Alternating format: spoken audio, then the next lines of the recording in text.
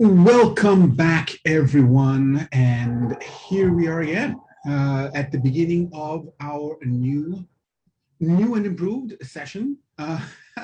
So this is day 2, session 2 of the International Symposium on the New Paradigm in Politics of the Laszlo Institute of New Paradigm Research. Thank you so much for coming back. We had a fantastic session earlier today, and where, Annalise, maybe I can actually, together with you, we can say a little bit about what we accomplished in our first session this morning, previously, and then we can set the stage for what we're doing now, which is going to be a real demonstration case of collective intelligence of the head and the heart. But Annalise, perhaps together we can share a little bit about this earlier session, the first session today. Thank you very much, Alexander. Yes, it was an incredible session with such a beautiful panel.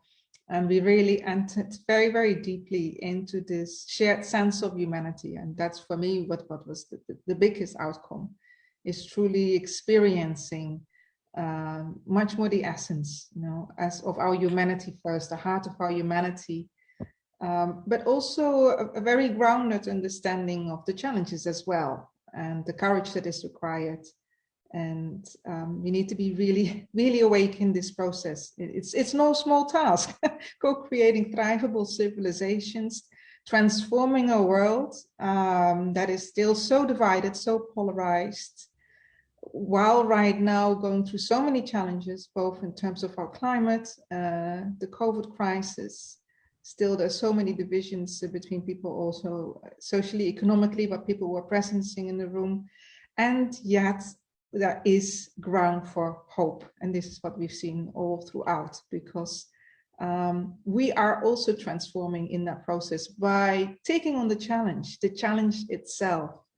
It can either transform you to grow into your humanity, or you can let it close you down, but that is your choice. It's your choice what direction you're going to work that process with. And to me, there is so much hope, and there was so much beauty and coherence naturally, and a shared consciousness. So that was my greatest takeaway, with deep gratitude for our panel and everyone else who contributed. And you, Alexander. Well, thank you, Annalise. This is exactly where we need to be in the program of the symposium at this time, because that stage setting, that sense that you were just sharing now about being part of this emerging sense of being, this is what we're going to be exploring in this session today. So let me share a little bit with everyone about what the objective is. It's different from all of the other sessions that we've had and that we will have. We are right in the middle of the symposium. This is day 2, session 2.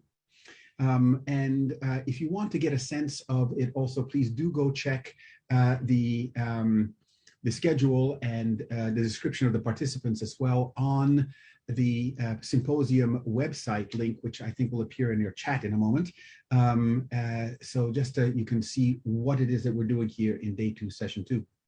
So what I would like to just do in terms of telling you what this session is and how it works is what we have put together for you now is a process engagement among 9 leaders of global networks. Each of these are either founders or directors of a global network of change initiatives around the world. Some of them are in education, some of them are in areas of systems thinking, and so on. And we have begun interacting with each other before the symposium was being designed to see what we were looking at was, how do we network the networks?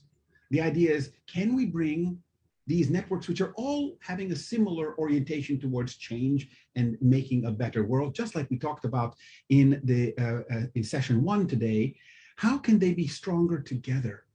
How can we network the networks? That is the framework for the people who are here. And what we are going to be focused on now is sharing with you a little demonstration case that we put together to try to explore how to move from kind of an individual, separate, disconnected consciousness to more of an interconnected, interdependent consciousness that Charles Eisenstein sometimes writes about as an interbeing. And Charles Eisenstein will be in our session later today. So this is also feeding right into that. So our framing question today, and we can bring on the different members of the group that will be demonstrating the case with you today. The framing question, the framing focus is, how is a crisis of belonging manifesting in the world? And so you'll see here we have Ollie and Stephen Cook, otherwise known as Tigger. He's not going to live that down. And Stefan Blackfellner and Tim Olsen and Violetta Bulk. And we are just bringing them all on as we together will explore this question of the crisis of belonging and how this is manifesting in the world today. So I'm going to set things up so that people will be able to answer a series of questions in this process and share with you this process, rather than content, the process of co-arising in this field of interbeing. Maybe we can do a quick go round. I would ask you to say your name and the organization that you are affiliated with. And I'm going to start by passing the talking stick to Stefan, who's already, Stephen Cook, who's already unmuted. So please, and then you can pass it on to someone else. Well, hello to everybody. Yes, my name is Stephen Cook. I'm based in Oxford in the United Kingdom, and I am co-founder of Untitled, which we'll, I'm sure, elaborate on in a minute, but our job is to bring together business, governments and civil society organisations and individuals to create social change via creating coalitions. I'll leave it at that. And I shall pass on to Tim. Okay, thank you, Stephen. Yeah, Tim here. I'm currently in Sweden, half a year based in Cape Town, and I am working with Ollie, who is with us, on a sort of like a global network for change makers, or we like to think of it as a dating site for a Tinder for change makers, for places where change makers can meet projects, other people are engaged in change, you know, and connect over the things they really want to see, the change they want to see in the world. And then maybe I'll just pass it on to Ollie. Sure, thank you very much. Yeah, it's great to be here. My name is Ollie. I'm currently in Florence, in Italy. And yeah, I'm the director of Social Systems Lab, where I work alongside Tim on the platform he just described, Kodu. And I will pass to Violetta. Thank you very much. My name is Violetta Bulc. I'm a curator of Ecocivilisation movement. We try to connect nodes from all over the world, from all the countries, to build a common understanding, awareness, and some sort of repository of knowledge about the situation that we are in right now and how we can curate the process to move to smoothly and without a global conflicts into a new civilizational paradigm, which we call ecocivilization. And I would like to pass the word down to Pavel. Thank you, Violetta. And hello, everyone. I'm Pavel Luksha, founder of Global Education Futures and a number of other movements and organizations. And my work is related to exploring and prototyping the future in education and beyond. And right now I'm in Novgorod, which is one of the most ancient Russian cities, in a very unique process where we try to look to the next 100 years of the future of humankind and what implications it brings. And what we already discovered that some kind of eco-civilization is almost inevitable. So there are many more dimensions, but that's the pathway. Thank you. So I wanted to pass to Bill. Hello, everyone, and great to see so many of my friends here on the panel again. I'm William Stranger, and I'm the founder and publisher of Dharma Cafe Books, dharmacafe.com. And I've been working for a good while now in Northern California, county just north of the famed Napa Valley, Lake County, California, which is an astonishing area that has 6 Native American tribes, a beautiful ecology and is right in the middle of the mega fire zone that you've been reading about in California. And we have been working to develop a new transdisciplinary college that just blows basically the walls out of what it means to college, that engages the entire community in essentially becoming a learning community. At the same time, the college's purpose as a residential place where young adults from around the world will come to learn how to become global leaders, and their learning process will be in serving the transition of the very county in which we live, the entire polity, into a new, harmonious, ecological, and spiritually based civilization. I've been working intensively with Alexander Laszlo on this, and part of my networking process has been through Alexander, getting to know many of the people you see on the screen here, and seeing that we're going to create a locally rooted, transformational, democratic process that instead is wide open to all the capabilities and interests of this network of serving people around the world. And you pass the stick too? And I pass the stick to Pim. Thank you, Bill, and thank you for having me here. My name is Pim van Geest. I'm from Amersfoort in the Netherlands, and I work with Global Education Futures together with Pavel Lucia and actually also Alexander Laszlo. And well, what we do is we create educational ecosystems for thriving futures one step at a time. And well, the basic themes are skills of the future, but also learning ecosystems. And right now we are working to do a project with the European Social Fund for the city of Genk, creating a learning ecosystem there. And also I am involved in my hometown, that's my pet project, creating an ecosystem between sports, clubs and schools. Because schools can learn a lot from sports and vice versa. And I pass the talking stick to Donna. Hello, my name is Donna Nellam. I'm here in Ontario, Canada, between Montreal and Toronto. And I am a bandmate of Stephen Cook, co-founder of Untitled. And I'm kind of keen for us to get underway. So I'll just leave it by saying that what we're about is institutionalizing some things. And this seems to be a perfect opportunity for us to kind of unfreeze and help to build on the new story that you've all begun. Great to be here. Thanks. Stefan, please. Hello, my name is Stefan. I'm currently based in Austria, Vienna. I am the director of the Bertalanffy Center for the Study of System Science. There is a long path in the past between the Laszlo family and the Bertalanffy family, and then also our two institutions, and there will be a long path in the future. And we are working on systems science heritage design, which is present-oriented, and practice, which is future-oriented, and of course in the questions of transformations and transitions of ecosystems according to the Sustainable Development Goals. So I'm very happy to be here. Thank you very much for the invitation. I think we covered everyone. Thank you so much. And now let's get into this. This is a playscape that we want everyone who's watching to also listen into. In our previous round, we talked about listening. So really listen into what is emerging, and bear in mind, is there a shift in identity, a shift in consciousness happening? We're showing only all 9 of you because apparently Zoom has a limitation and cannot spotlight more than 9 people at a time. So Anna Luz and I will be disembodied voices. And let me tell you briefly our role. I will be helping provide the conversation questions and keeping time.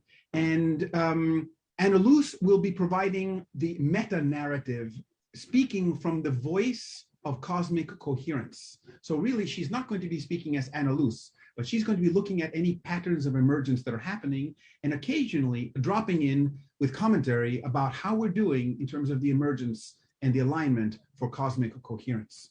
Anna Luz, you're good with that? Ready to go. All right. Good. Okay, and everybody here, we can get a thumbs up on our 9 people. Are we good to go? I think the first thing to do is to have us think about where we are coming from as we join this conversation. So perhaps each of you might be able to share what you have prepared. So many different individuals. That and Violetta is actually, there, got it.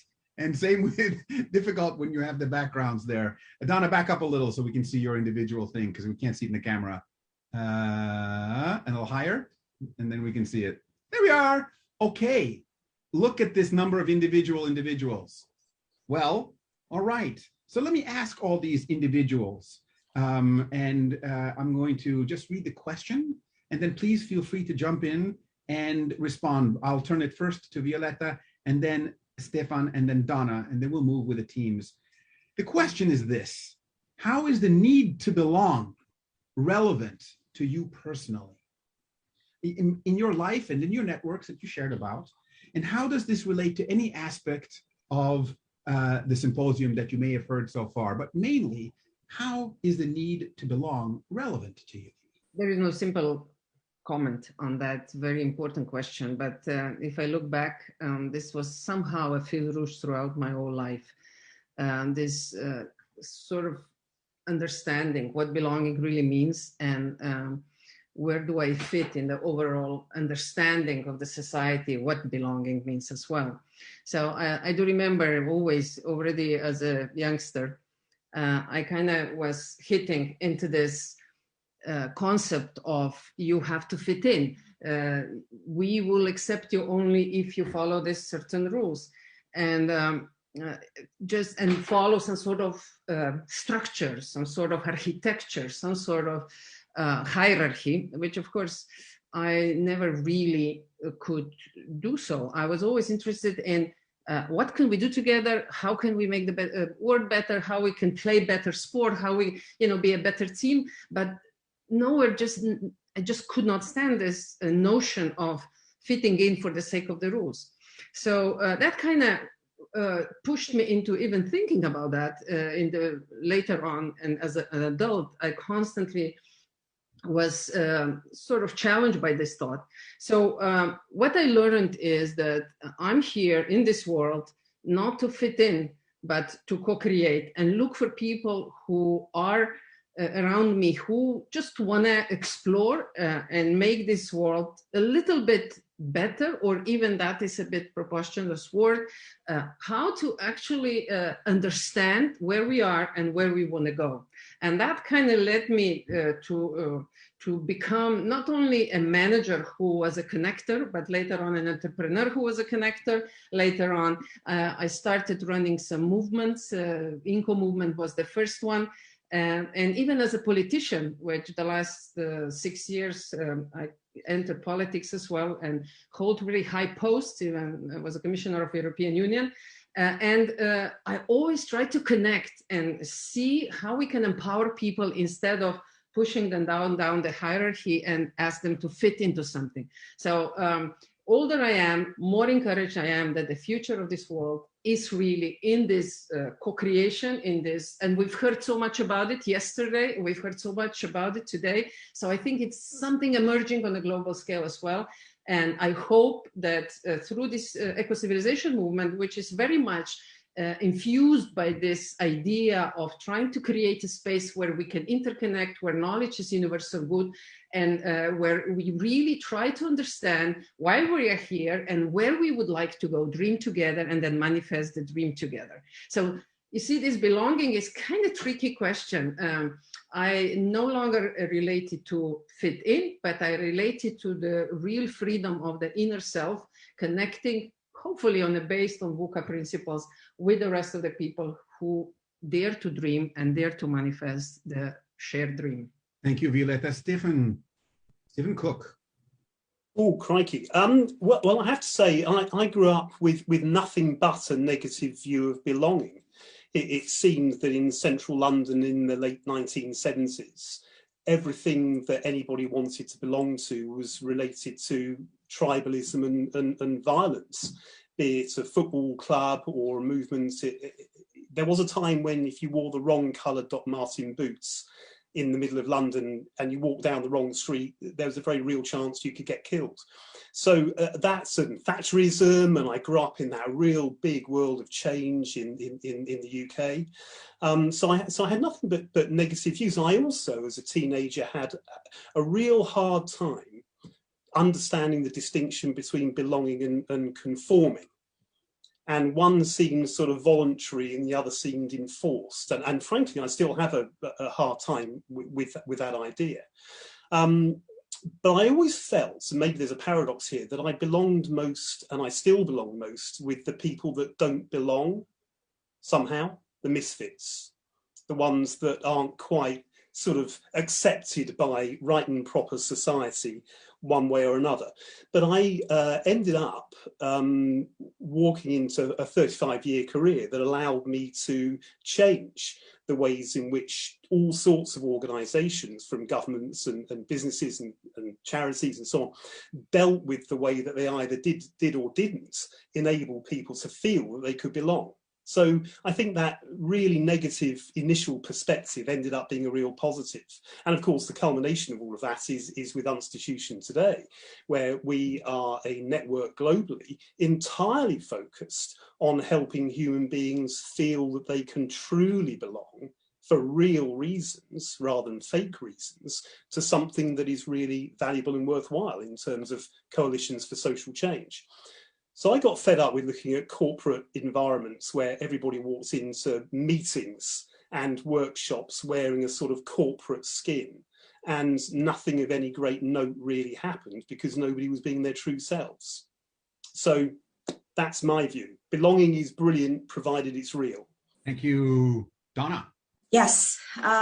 Well, belonging has been an interesting theme for me in my life. Grew up in a family where we had a mixed faith. My mother divorced and went through many years of feeling I didn't really belong anywhere, became very self-reliant, and early on really interested in learning as much as I could and to understand people, starting with myself, as is often the case with young adults, young adolescents, to really begin to understand how other people work by doing kind of that self-searching that begins with each of us. And, you know, I grew up with Simon and Garfunkel music. One of the songs I really remember is, you know, the I am a rock, I am an island. And that part of me that said, I don't really need people. I can kind of go it alone. And over the years, like many of us, we learned that we are part of something that's larger. And so throughout my career, you know, many years in organization development, design, strategy, I you know, felt for many years that the world wasn't quite ready for the kinds of things that I was really trying to do. So the thing I'm really encouraged by now, you know, perhaps as a result of imperatives, I think the world is a bit more ready for the kinds of things that bring the best of us individually together to co-create, as Violetta described, to connect us more through something that has more meaning. And frankly, I think we've reached that point. And that's what Untitled is all about, is finding ways to bring people together with gifts different lenses, different ways of looking at the world. It's all good. No one of us can do it alone. We need to find some ways of building some bridges, and that's what it's all about. Thank you. Thank you, Donna. Stephen Blackfenler. Stefan. With the same question, my personal story is, and this is a very strong one, when I was a pupil in my class in the school, one teacher called me out in front of everyone of the classroom. And he said in front of everyone in the classroom, why is it that you are not fitting in? Why is it that you have a different clothes than anybody else's clothing? And why are you behaving so weirdly differently than everybody else? Don't you want to be one of us? You can imagine how strong that goes with someone who is in an adolescent space, but a very good trigger. So yes, I learned that I am, I don't know if I'm a misfit, but I am not in a center of what group dynamics is being called out. But then I also was fascinated by this idea of, do I now feel like separated? Am I now super alone? What does it make with myself? So I have learned a lot about myself. I'm not going into detail here, but I also learned something else by being a bystander so many years. You won't imagine that I was once an introvert, that I wasn't even talking, but being a bystander all these years, I learned to observe very deeply. And so I also wanted to understand why other people have this strength actually to come together and then form groups and then form norms. And so where I'm not very, I would say, confident is that everybody has this separation between belonging and conforming, because for some conforming isn't forced upon them, but it is just as natural as there may be other forms of social interaction, which I find very fascinating, even though this is not my personnel and my personality that has this experience. But I know that a lot of people would actually be felt enforced if being asked to not conform, which is weird, but it is a contradiction I think we can observe and we can also work with. Thank you, Stefan. Tim Olsen. Thank you, and thank you, Stefan. I think you pretty much said what I'd like to say. I'm similar background. I was cripplingly shy as when I was young, and I think I found my belonging by moving into space of service to other people. I think that was the strongest, and I think too, like having a purpose. And in a sense, you kind of belong to your purpose. Your purpose becomes larger than yourself, and then you dedicate yourself to your purpose, and you find a belonging in that. Those were tools I found were powerful for me. But yeah, thanks so much for sharing. Thank you, Tim. Ollie? Thank you, Alexander. Yeah, it's a tricky one. I think I find myself thinking about this quite a lot, actually, and I think that's a testament to the fact that throughout my life, and I was born in the mid-90s, so I think there's probably an interesting contrast in context that my generation speaks to here. But that there's been this sort of critical unraveling of what identity is and what belonging means when it's embedded in those identities. So whether it's nation or ethnicity or any number of the axes of identity that belonging can often align with, they've become quite complicated spaces and quite morally charged spaces as well. And so while they're being deconstructed and reconstructed, participating in that, I've often found myself really, unsure of where I belong in, I guess, the orthodoxy of belonging when it comes to those identities. So, I'm from London, but I don't live there. I'm British, but I struggle to see a lot of myself in Britishness. I wonder if Stephen Cook agrees with that. I'm Irish. I'm European, but oh, wow, there you go. Sorry about that. I think likewise, I'm European, but Brexit also complicates that. So I think it's become easier in the context of this very confusing terrain of traditional belonging to find more meaning in belonging to, I guess, a new paradigm. So I think things like in an organization, belonging in a movement, and I think at the broader scale, belonging to Earth, are much more inviting spaces than I think any of that traditional ground, which I find doesn't mean much to me. And I think I would wager that the same is true of a lot of people in my generation of my age. Thank you so much, Ali. Bill Stranger.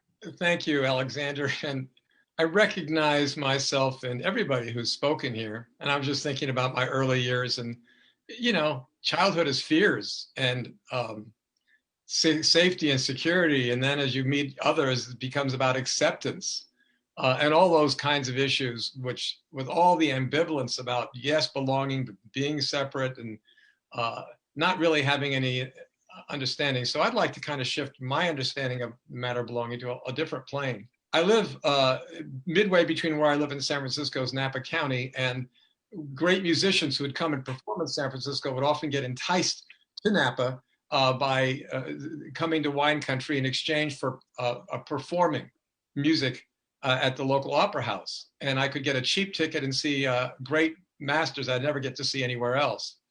And I remember once going down to see Edward Bronfman, a great pianist, play Prokofiev at a church, Methodist church in Napa. And because of traffic problems, my wife and I got there late, and he'd already begun. As we walked into the church, there were these long curving pews. And we sat at the end, not disturbing anybody. And I could look down along the pews and see everybody else already absorbed into the concert.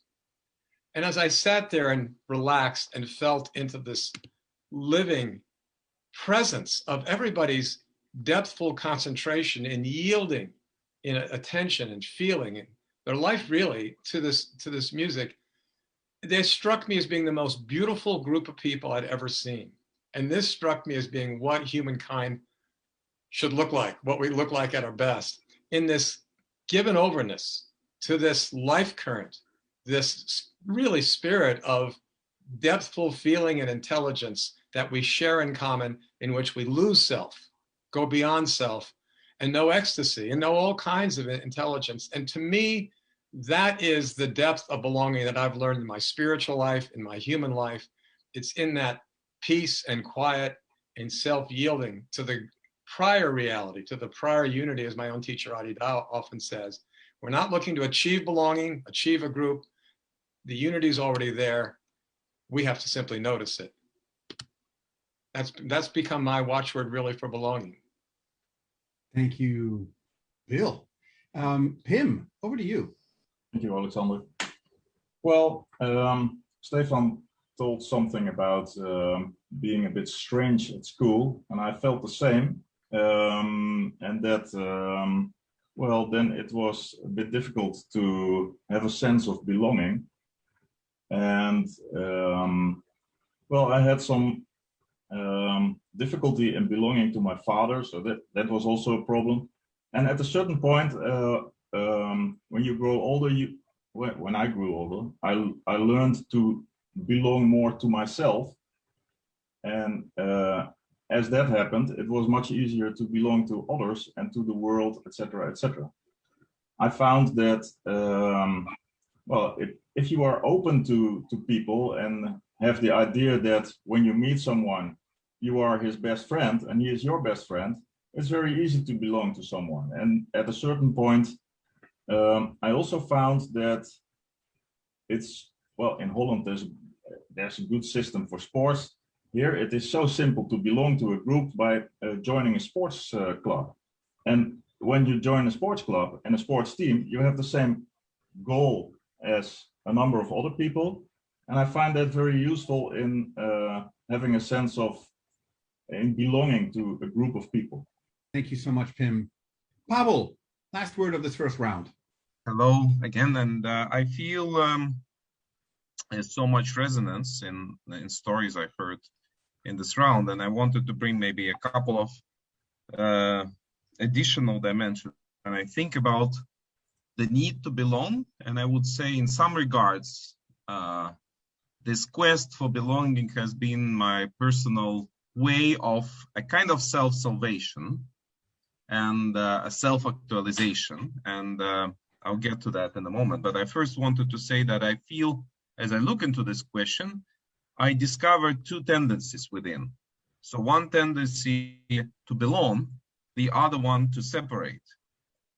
And I recognize this second tendency for multiple reasons. One is the fear to expose myself that I discover from very early age, the school age at least, to be someone different than others and to expose myself and with my creativity, with my ideas, with my way of being that is different to other kids or to other adults. It takes courage to step up and connect the way you are and not conform. And so the natural way is to sort of say start separating yourself from others. The other one is, I think, when we move into the space where we become creators of different kinds, artists, scientists, whatnot, there is, the society praises individual creativity. It did for a very long time and sort of encouraged it through intellectual property rights, through the institutions of fame. And that also kind of pushes us to stand out as authors, as someone who is separate from collective, from our community, and so on. The third type of separation that I find as an urge within me is the desire to be alone for sake of finding my own voice and finding my connections, deeper connections to nature and to universe. And so I feel that there is one thing that is present there, a separation to maybe find that deeper belonging is also there. But I also, in my personal life, as I was going on that pace of separation, as I was doing my corporate career and trying to do my scientific career, at some point I ran into a kind of dead end. Like I couldn't know how can I meaningfully contribute to the world. That was about 13 years ago, around the time of global financial crisis, and I was a professional economist, both as a scientist and as a corporate strategist. And I realized like this doesn't make sense. Like I need to create impact, a positive impact to other people. And I started to look for things which would bring joy into my life and would help me that I want to do no matter what. And what are those communities I want to contribute? And I discovered them in completely different areas, the area of education. And I suddenly started to pull me in. And I felt like if I start to serve the people I connect with, if I find this joy of resonance with my community, then it becomes a completely different story. And fast forwarding like 12, 13 years later, all forms of belonging, collective intelligence, collective learning, movement building, collective holistic spiritual practices are all basically what I am and what I'm serving and what I want to bring into the world. And also one more dimension that I find extremely important is rediscovering the family and rediscovering that we can be a collective union where we belong to each other and serve each other, not just a union, but a creative union. In my case of a man and a woman, and how can we dissolve our ego for sake of being more than just one person. So I can see that as an individual, I want to be present in the world, but there's so much pleasure in belonging to these different networks and communities and learning together and creating together that I'm basically teared by the present world to what is the new way of being that we can discover in the world that can be different. Thank you. As the voice of global coherence, let me share with you how I experience you and all you've just shared. Oh, humans, you seem so near and yet you sound so far. I cannot feel your shared identity as you connect with each other through the layers of pain and the memories of separation. It feels like there are bubbles of time capsules all around you that make you feel so alone. And yet you are so near, but you feel so far. When you connect with that pain of the separation and the memories of the eons of apartness, there is not enough energy for me as the coherence to manifest within you and around you. Oh, dear humans, this is so heavy. Find another way to connect with each other right now. Let these capsules of memories, this fogginess of time dissipate. Feel each other right now. Know yourself together, right here, without distance. We are together now. Thank you, Cosmic Voice of Coherence and Voice of Cosmic Coherence, reflecting. So I'm going to ask, Bill, I've asked if you, with your indulgence, one moment, I need to be in here in this group for one moment. And since you and I are doing a lot of the moderating of the whole thing, I took the liberty of just jumping in your place for a moment, Bill. Sorry about that. I'll bring you right back in. But I just want, as we move to our next round of questions, I need to do a little show and tell as we prepare for this. So this is all about style and fashion. No, it's not, but just want you to look at my shirt here. This is the shirt that we need to be thinking about and prepared with. Make sure you have your personal vision on and your shared vision on. Yeah, All right. Okay. So we've been, as the voice of cosmic coherence was just reflecting, we have been kind of in only our personal vision frames now. Okay. So we're going to now do another round of questions, and if I can be removed from the spotlight and we can bring Bill back in so that we have now the real team of 9, I will ask the next round of questions for everyone. And I'm just going to go in the same order that we had earlier. I hope that's all right. Actually, no, I'm going to let you decide what order, and you pass your, when you finish speaking, pass it on to somebody else. Maybe thinking about who you connect with, because I am, for the sake of time, going to be combining 2 questions here. So do keep that in mind. We're only going to have 1 question more after this. The question that I will ask you now, which is a combination of what we were thinking of as our second and third question, is how does a pervasive lack of belonging impede progress towards a new paradigm way of being in politics? And if you can think about how the need to belong should be addressed in this frame, right? How should we address that question of the need to belong, and how does this lack of belonging impede the progress? And maybe if you can start thinking about the message from the voice of cosmic coherence about how you are kind of acting really separated, maybe if you can find ways, find each other, and when you do, pass the talking stick to someone else.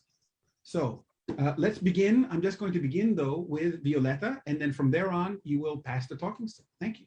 Thank you very much. The voice of cosmic coherence was really strong, and the invitation was very clear. So make the next step. Move away from this isolation, move away from the suffering, and find a way to connect. I've heard my colleagues saying, I've heard expressing the backgrounds that led them towards leading the networks, because that's who we are here. And I brought a higher level of awareness of what do I need to pay attention to as well whenever I listen to people who join, people I interact with. Understanding that each of the individuals I get in touch with, and that applies to the Ecocivilisation movement as well, of course, has its own understanding of belongings, has its own need and its own vision of why she or he comes into the circle. And Stephen and Donna, that I'm together with in this little working group, really expressed exactly how I felt and what I felt with some of the members of the movement as well. But at the same time, what we're searching for, and I'm even more encouraged to host the movement that actually has no expectations and also no judgments, in the sense that you interact, you engage, you activate yourself at your time based on your inner belonging, based on this inner voice, and just activate those that correspond with you, and holding the space for the next 30 years, as we gave ourselves sort of a testing period, holding the space to see what emerges and to listen to this, and all the time understand that we have all these different stories that bring us together and really ignite different activities within the network. So guys, thank you very much. I'm so grateful. I mean, I'm so richer than I was a couple of minutes ago. And I'm passing my stick within my group first to Donna. Go ahead, Donna. Thank you. I think one of the things that we're discovering is that in any given moment, we're always kind of zooming in on the inside of what's going on inside us, if we're paying attention to that, and zooming out on what's going on around us. And in terms of our own network, I mean, the three of us started working together and recognizing what we really had in common as a vision is to try to find ways to break down those barriers and to recognize that the very deep personal stuff that's there for us, even if we've worked through a lot of our shit, is still there. at some level for every human being. And sometimes we forget that.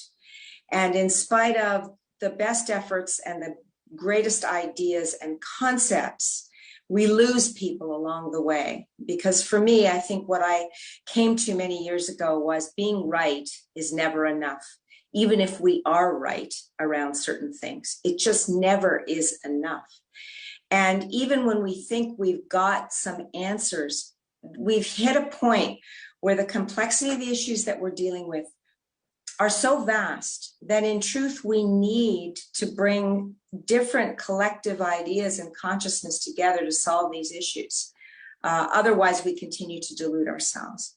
So in the work that we're doing, I think both with Untitled and with Ecocivilisation, is to find that essence, that place where we're coming from, and to really embrace the differences, even when we feel we completely disagree with what somebody's saying. No, that's not the way I would come at it. To really make space and room for others, and to acknowledge that everybody's bringing something, even if it isn't immediately evident. And we had this conversation the other day where I think, Violetta, you were asking me, what's been my driver? And I answered in the moment that I want to be valued for the things I most value in myself. And I feel like I don't belong, and I'm feel the most pain when I feel I'm not being valued for the things that I most value. And I think other people at some level go through that themselves in their lives. So, I'll pass the baton in a moment to Stephen, because I know we're also wrestling with time. And as we start to tell our stories, I think what starts to become evident is we want our stories to be shared, but often there isn't the space. It doesn't feel like the time. We're not invited to let that personal side of ourselves out. But when we find those opportunities and encourage others to do so, we discover a larger version of ourselves. We learn things about one another that we never knew. And, we discover that there's so much more. We're just scratching the surface here. And so here we are at this symposium with all of you wonderful people here, and we're barely getting to know you because we know there's so many more other facets of you. So if we can find some ways of getting to know one another and build on some of those differences, break down the barriers, speak language that more people can really understand, translate some of these great ideas into things that we can all understand, connect with one another, and connect with nature, because we are all one. Stephen, love to hear what you have to say. Goodness me! Well, you said many of the things that I was thinking about, and what I just want to make a point about what Ollie said, because I'm 57 years old and I'm British, but I'm not. I'm Irish. I was born in London, but I'm Irish. I live in a country where 4 of my great uncles were executed by the British government because they were in the IRA during the Irish War of Independence. And I live in this country. And so I have the shackles of history and the shackles of the world that I grew up into, and the need to conform and have a job and to follow the line and get married and all of these traditional things, which I rejected as a very young teenager. And I left home, because of wanting to get away from this. But I think what I'm hearing from Ollie is what I'm hearing from my 5 children. I have 5 children. My oldest is 33, my youngest is 15. And I'm hearing exactly what Ollie said.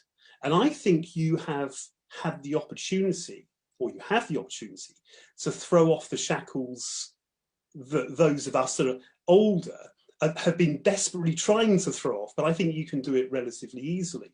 And I think what Pavel has said here is really important, and what Laszlo has said as well, and what everybody has said. I just love this conversation. It's absolutely brilliant, because we have an opportunity to really learn from Ollie and his generation far more than he can learn from us.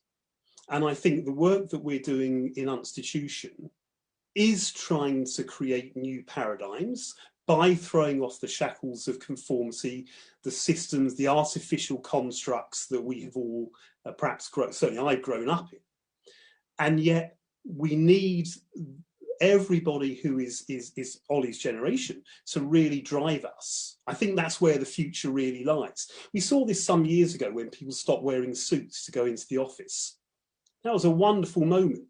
You know, suddenly the artificial construct there got broken, and we're seeing that breakdown of constructs. The problem I have, the barriers and the pervasive lack of belonging that this question was initially around. I think part of this is that, to be really blunt, I grew up in a world that only had 3 TV channels, no internet, nothing. Didn't have the opportunity to explore tons of other things that I could belong to. We had a few things that we could belong to, perhaps. That's the world that I grew up in. Whereas now, one of the major problems and lack of belonging is there are just too many things you can belong to. And so, and the influences from too many other people forcing perhaps non-free thinkers, if I can use that phrase, into areas that they wouldn't naturally go into. So Donna's point about nature is really important here. I think we can create a new paradigm in politics and everything else, but we have to throw off the shackles of the world that we as older generations have perhaps grown up in before we can really successfully do that. And I shall pass on to, I'm going to pass on to Tim, if I may. Okay, thank you. I don't know that I can add too much to what has already been said. I think the only reflection, I guess, is again looking to the younger generation, the generation younger than Ollie, you know, teenagers, that your identity is constantly being dragged by technology. I mean, we evolved before. I mean, we had very simple forms of technology through evolution, and now we're completely immersed in technology. And this is just the first step of diving into a world of technology. I mean, this conference is possible through technology. It's not a necessarily bad thing, but the laws of technology, the way they're currently formed, are very much dragging you away from belonging. You know, dragging you away from identity. You know, dictating to you ways to be in a way that we didn't have to face when we were young. And I can see in my nephews and young teenagers like how that is affecting them. Now, of course, the power in that is that technology is something we created. We wrote the laws of technology, and we can rewrite the laws of technology. And I think that is ultimately what we want to do with this symposium to arrive at tomorrow. How do we rewrite the laws of technology? How do we build a new technology that is human friendly and that creates belonging rather than sets us apart? Because I think it's part of human nature to want to belong. I think that's quite clear from discussion going on. So if we could find ways to allow that to happen in the technosphere, we might solve a lot of other, maybe even all the other problems we're facing. So that would just be my huge reflection. But I think since Ollie was mentioned, I think I'm going to pass on to you, Ollie, and let you comment on that and everything else. Great, thank you, Tim, and thank you, everyone. Yeah, a lot of what's being raised so far is really landing and resonating. I think the one thing that springs to mind here is a favourite anecdote of mine about UK politics. There's a man named Tommy Robinson who's a famous figurehead of the far right in the UK, and he was, after a brief time outside the spotlight, he came back in order to try and start a new movement with his followers after a period of absence. And he gathered his followers in Trafalgar Square in London, and he gave them 3 new rules that would define the movement going forward. He said no chanting was to be allowed. It was really about trying to fine-tune the image of the far right. No chanting, no beer at the protests, and no football threats. No football references at all, in fact. And the movement didn't work. And a few pundits and commentators at the time pointed out for me, which is this point about belonging, which cuts to the heart of it for me, that this group of people that had rallied in London were not there for ethno-nationalism per se. They were there for 3 things, in fact: chanting, beer, and football references. And you know, there's so much in that for me that shows us that so many of the toxic expressions of politics and group dynamics that really shape my understanding of civilizations around the world, democratic backsliding, it stems so often from, I think, what Manfred Max Neef in his sort of taxonomy of fundamental needs, of which I think belonging and participation, identity are fundaments, that they are being pseudo-satisfied by the ways of belonging. And that in fact, actually, we're not satisfying those needs in a very deep way. And that really seems to resonate with a lot of what's being said. And I think that then takes me then to this sense of, well, how do, from a design point of view, which is where I spend my time, and I think a lot, is from a design and scaffolding point of view, what can we build? How do we create offline and online civic environments that are aware of those patterns? And those sort of, those more alienating patterns of belonging. How can they deliberately, consciously design environments where things like, I don't know, entanglement and complexity are more palpable, they're more navigable, they're readily perceivable. And I think in the absence of those kind of things, it's going to be very difficult for a lot of people who are so very attached to these sort of pseudo-satisfied needs to belong. That without those kind of environments designed deliberately, I think it's going to be really difficult. And yet, that's the sort of negative side. The hopeful side is that there is actually a proliferation of tools, of digital spaces, of citizens' assemblies, of community groupings and networks emerging now, especially in response to the coronavirus, that have got at their heart a little bit more of that entanglement and complexity. Certainly what Tim and I are working on, digital environments where things like interoperability, governing and weaving the spaces of the in-between. We have silos and networks, but we're conscious of the in-betweenness, and we design for the connectivity in those spaces. For me, that feels like a promising direction, and it also feels like it's gaining momentum. So on the one hand, we have this pseudo-satisfied need to belong, and then on the other hand, we have, the proliferation of spaces and environments and processes that can really help transform those forms of belonging. For me, that's often where I'm coming at this. And I will pass to Stefan. There's almost not much to add, actually. You already outspoken what is also on my daily concern, and that is the question, if we are connecting, especially intermediate through technology, do we create open systems and open spaces of discourse, or do we just create the next bubble?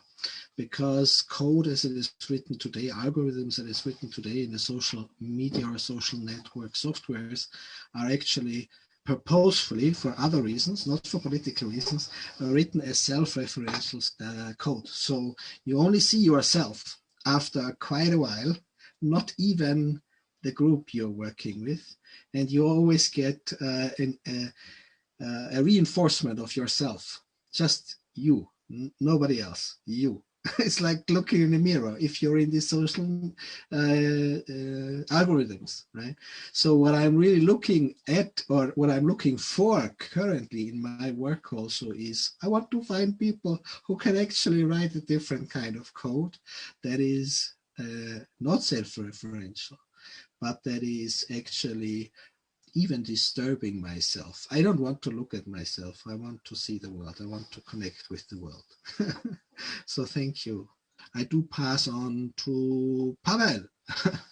As I wanted to explore on behalf of the work that we do at Global Education Futures and Beyond,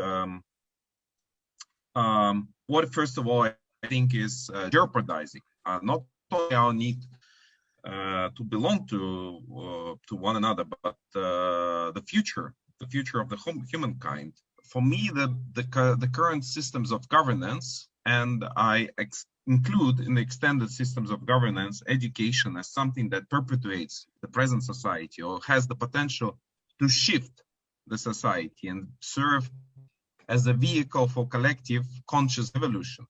So in the present moment, what we observe is that the dominant idea of governance is that it needs to be based on fear and not love.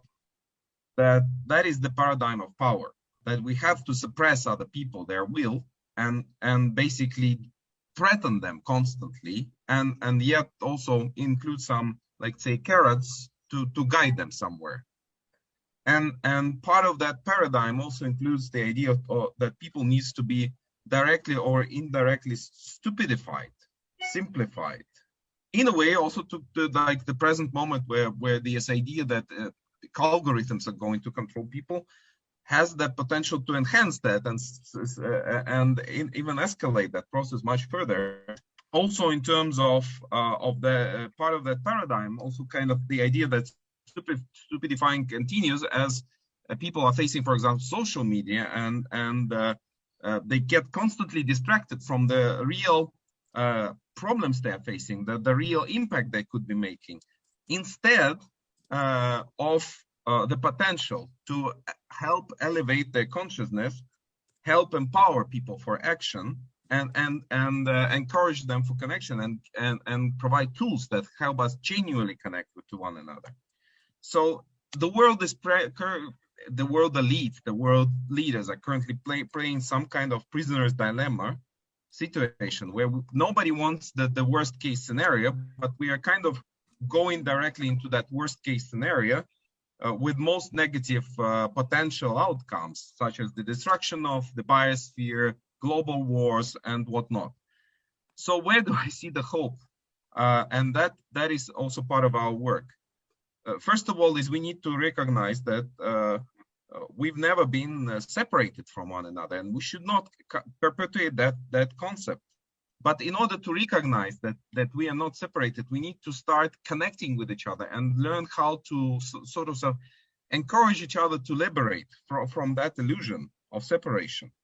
And that is possible if we embrace the lifelong whole person learning in all kinds of forms, in connected forms of learning ecosystems, peer-based learning, community-based learning, action-based learning. That requires awakening of agency, the learner agency, the ability to stand out as a person and connect to other people, and to really become the owner of the process of learning. So that relates to awakening and elevating of consciousness. And second is, I already responded to Suzanne in the chat, that to go there, we need to start cultivating collective intelligence that creates this shared visioning for the future.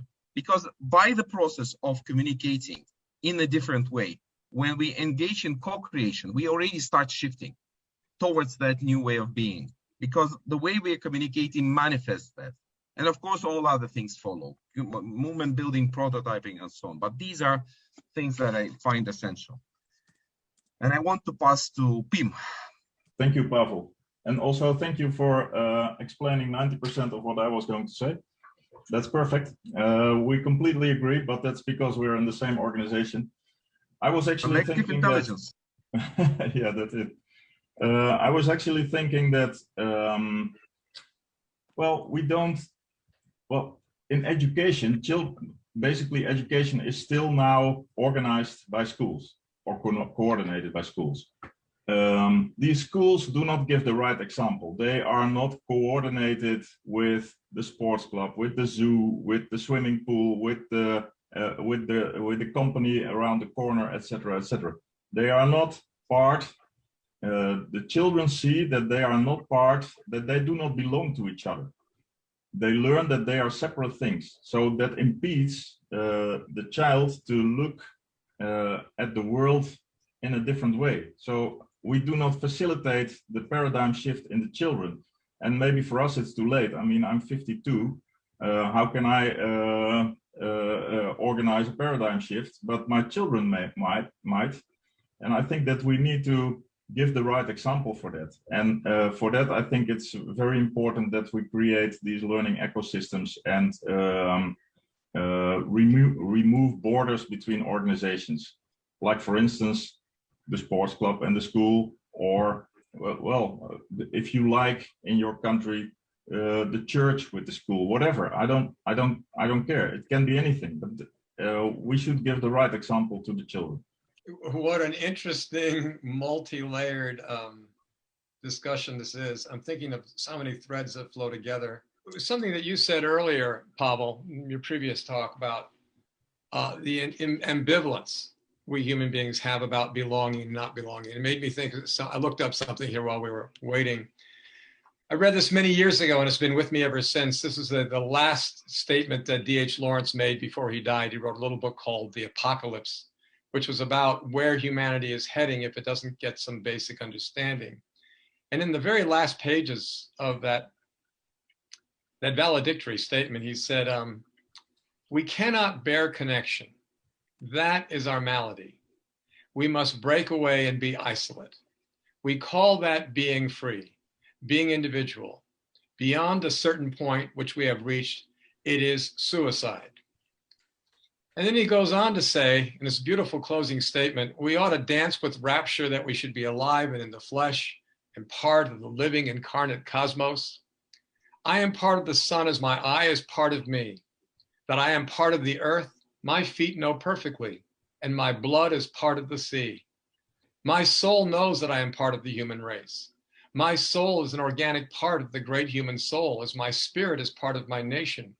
In my own very self, I am part of my family. There is nothing of me that is alone and absolute except my mind. And we shall find that the mind has no existence by itself. It is only the glitter of the sun on the surface of the waters. So that my individualism is really an illusion. I am a part of the great whole and I can never escape. But I can deny my connections, break them, and become a fragment. Then I am wretched. The college we're trying to create really is about a fundamental understanding that everybody at every level, whether at the most local level, networking, and it's the politics, it's the core of what human politics is about.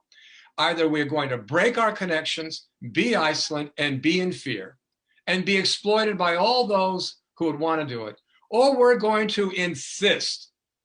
I mean, insist at this point, when this kind of neurosis of separation and fear is becoming a global toxin that's threatening us all, that another process must take place.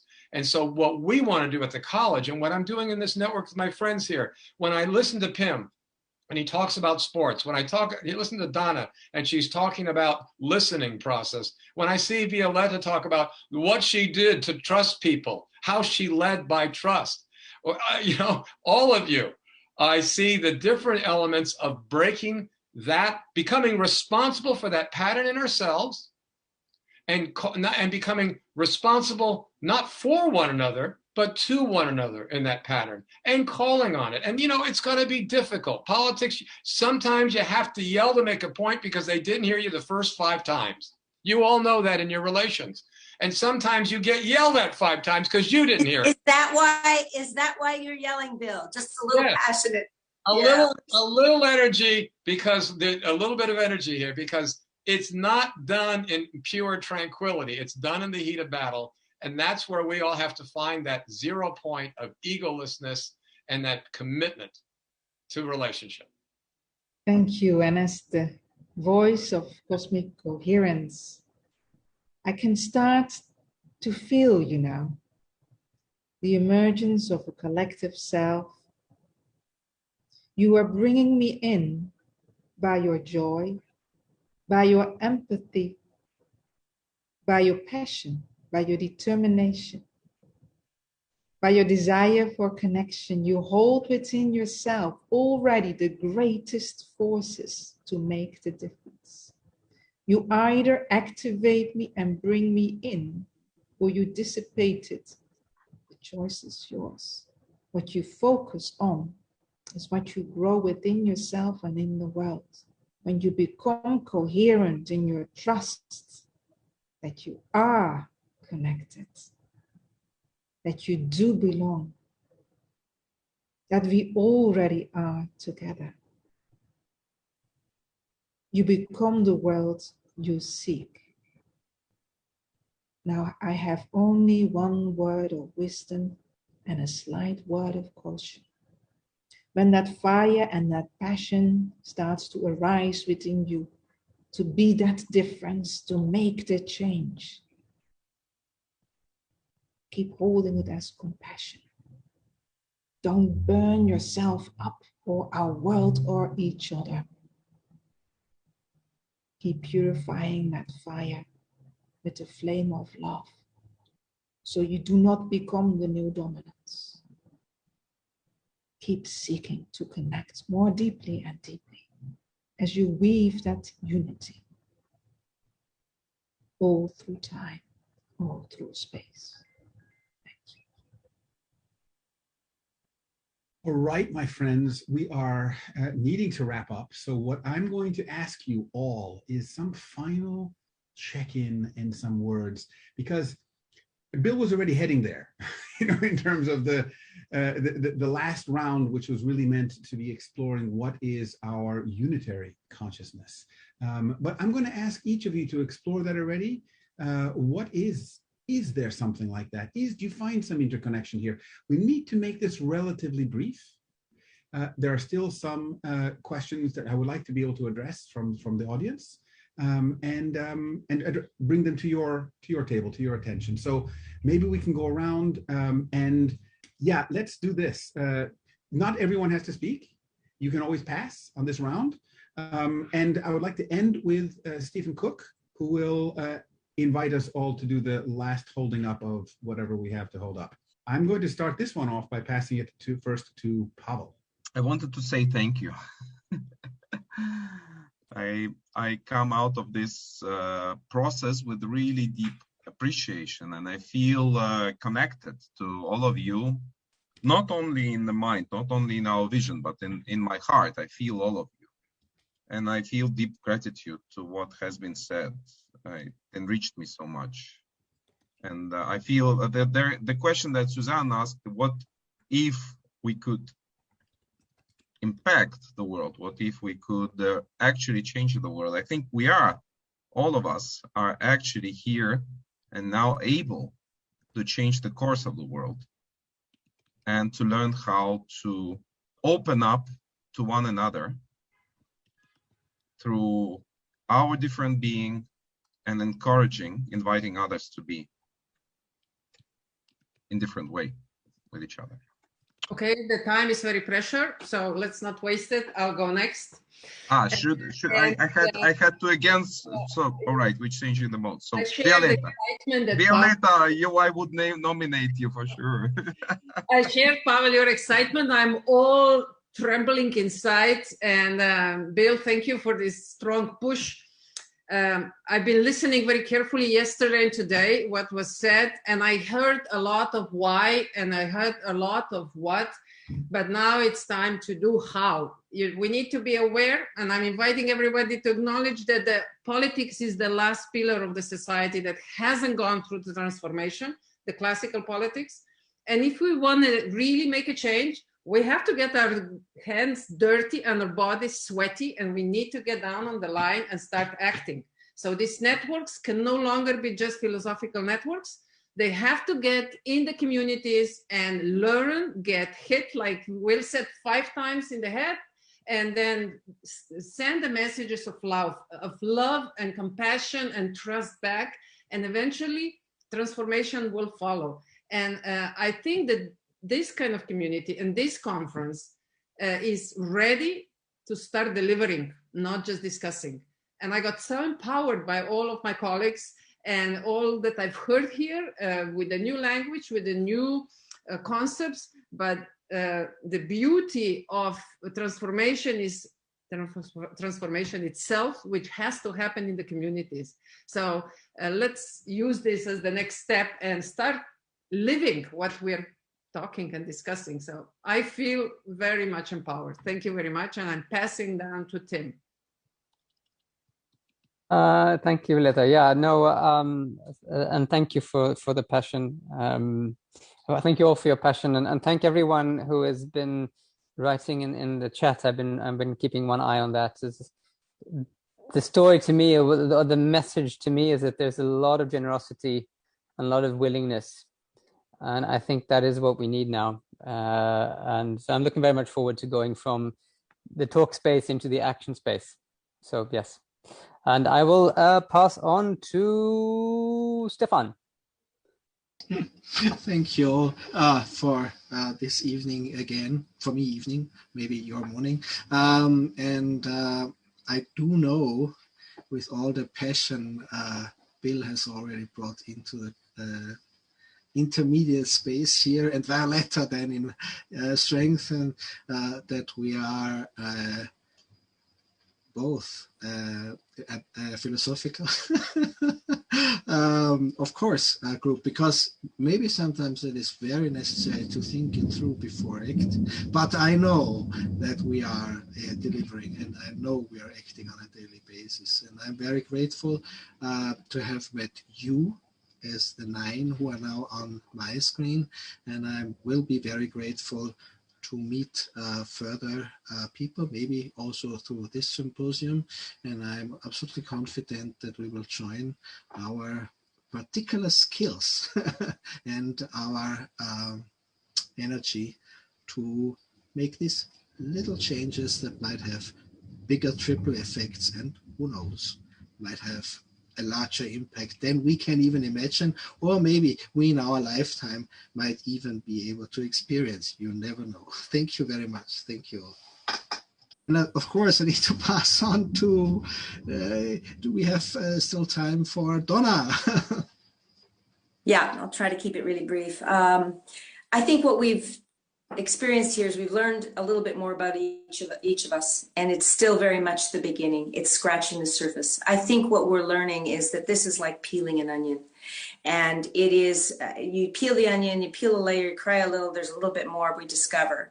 And if there's anything that comes out of this that I think we've demonstrated here, is that we have a great need to be heard. We have a great need to express those things that are deep inside us and to have these things take flight. There is a lot of passion. It gets expressed in some different ways. And if there's anything, I think what comes through is that in all these other places that we're showing up, to keep in mind that people have a need to be heard and to feel they can contribute in some way, and those contributions are going to be quite different. It's kind of like very fractal-like. I'm looking at my Zoom screen, and it would have been obviously a lot nicer for us all to be physically together. But it's very much, you know, there's all these different aspects, just like fractals exist in nature, and we get a different little glimpse. It's like a kaleidoscope. And if we can allow those things to come forward in people, I think that's where we're going to discover the common ground between us. Otherwise, we continue to look at the world through multiple lenses, but not enough to take in enough of those people, as Violetta is saying, on the ground, get dirty, really kind of dig in and figure out what's making sense in a given situation, and to allow for some of that difference that really is there. And whoever wants to speak next, jump in. I'm going to actually direct this because of the time. I'm going to ask Ollie for some comments, and then Stephen Cook, if you can wrap that, then we're done. Beautiful. Thank you, Alexander. I'll try and be brief. My initial impulse here, hearing your prompt, was to try and get kind of down and dirty with the details. You know, how, what kind of tools, what kind of protocols, what kind of standards, what kind of processes. But actually, I want to shift in tune with where I'm shifting. I think inside, listening to the conversation here, it's not so much out there and in the things that we're building, but it's a little bit more internal. So the questions that are coming up for me, resonating especially with what Violetta said, with the focus on how, what the cosmic voice has been wonderfully synthesizing for us, with sort of how we are being, and what Donna has said as well, with the ways we're peeling back our individual and collective onions here. The questions are, how do we show up when we show up? How cooperatively do we talk to each other? How emotionally literate are we when we handle our trauma and our pain and our shadows and our backstories? How deeply and how well are we training ourselves to listen and integrate what we hear? You know, it's in that I think space there that those questions point to, that I'm being transported to, I think, in this conversation, reminding ourselves, I think, as we're talking here, that there is a better way of communicating and cooperating with others, and likewise with ourselves. And yeah, and then end on anything before I pass to Steve, just a very, very deep gratitude for the depth of the conversation, for the insights that have been shared, and to be here with all of you today. Thank you. Thank you, Ollie, and thank you to everyone here and everyone that's been listening to this. This has been an experiment, but I have to say to the people listening that this has been an experiment that has been running for a very little amount of time between the 9 of us and others who are in networking the networks.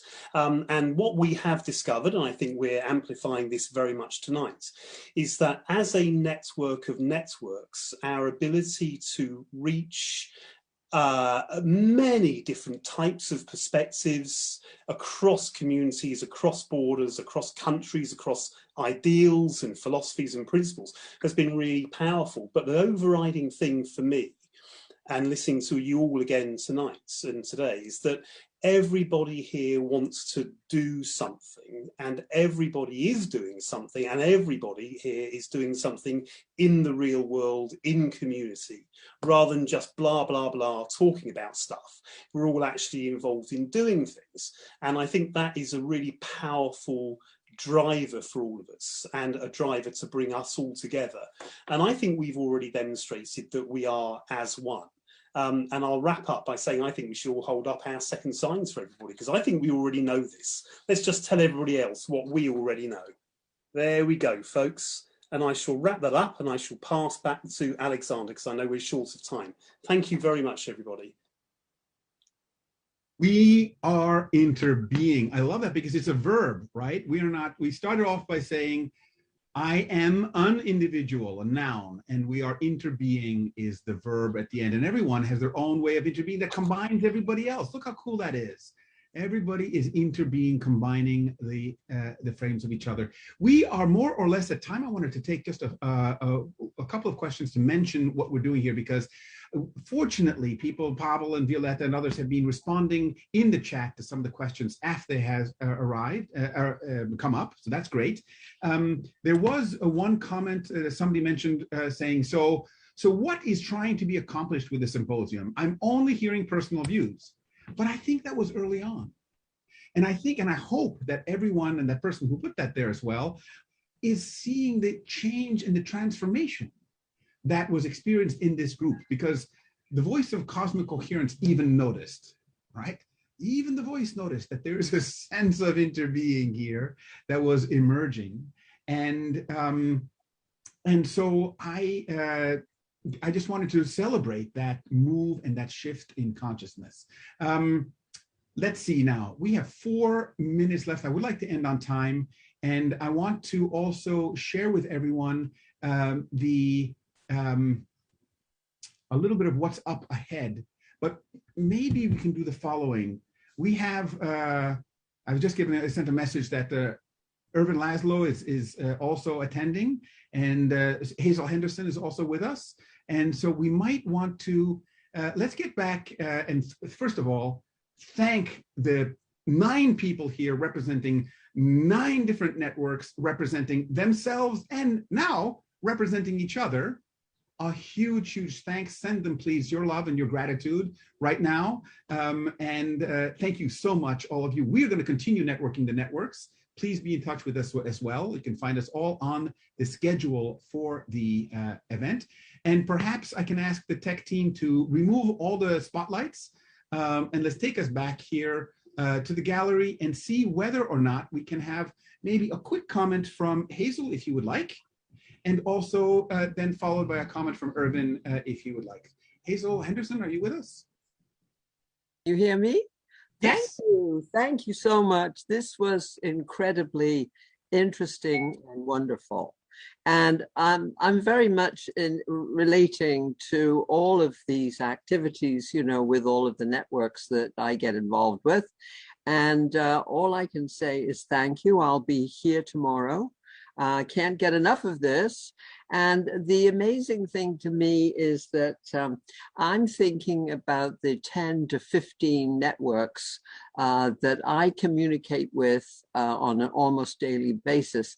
And so it says to me that this field of emerging consciousness is so much vaster than we can ever get our arms around. So it's kind of thrilling to realize that there's so many of us out there, And so somehow or other, it's always my dream to figure out how we can increase the connectivity while bringing together the oneness, while letting everybody have their expression from their own cultural perspectives. So thank you all so much, and thank you for letting me jump in this way.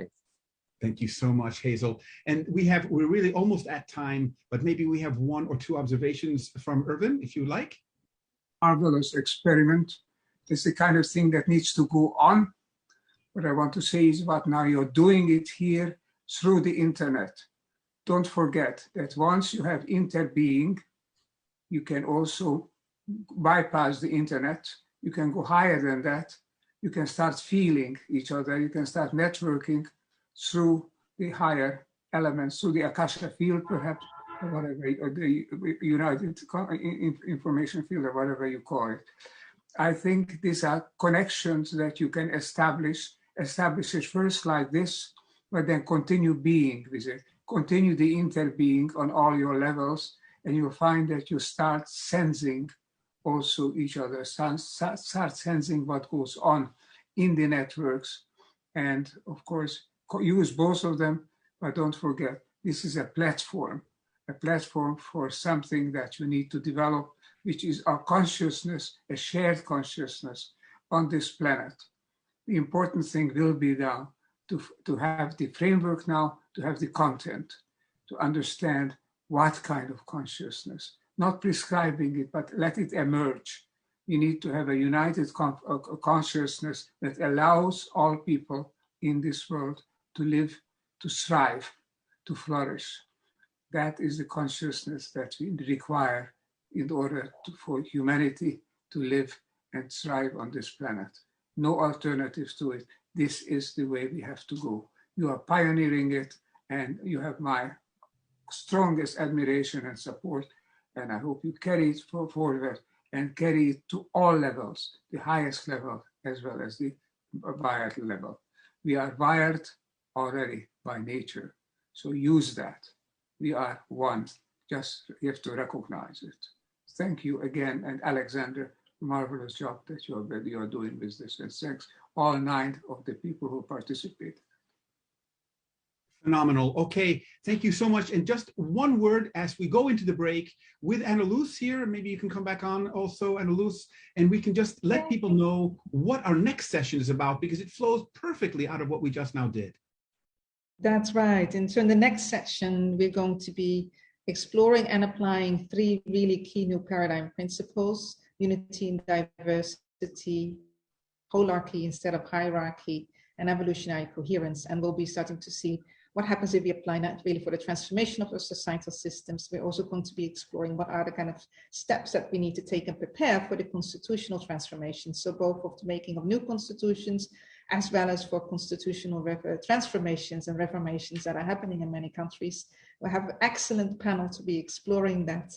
So please, after a quick break, everyone come back and let's get going into that. And for everyone who wants to go into action next, tomorrow is really the workshop day to do that. So tomorrow, lots of networking opportunities, getting to know each other as well. And we're going to go deeper into real action and workshops. So we'll see you again very soon, just after the break. Excellent. In half an hour, we'll come right back here and continue with the next session, the last one of today. Thank you so much. See you in half an hour.